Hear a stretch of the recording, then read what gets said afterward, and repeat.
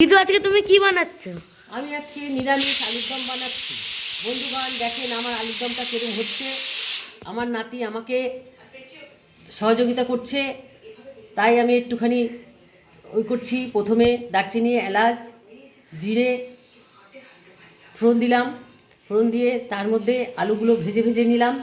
ভেজে নিয়ে একটু আলুটা সরিয়ে নিয়ে তার মধ্যে আদা, লঙ্কা, টমেটো, জিরের গুঁড়ো, হলুদের গুঁড়ো দিয়ে একটু গরম মশলা গুঁড়ো দিয়ে ওটাকে ভালো করে নেড়ে চেড়ে ভেজে ঠেজে নিলাম আবার বেশ কিছুক্ষণ।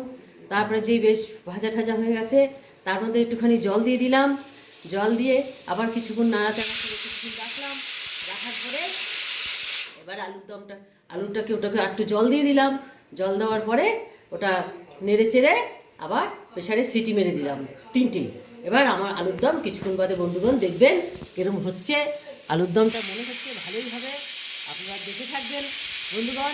এবার আমি করছি, দেখেন।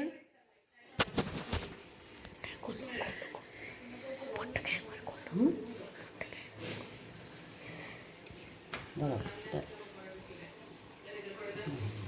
একটুখানি কিছুক্ষণ বন্ধ করো, কিছুক্ষণ পরে আবার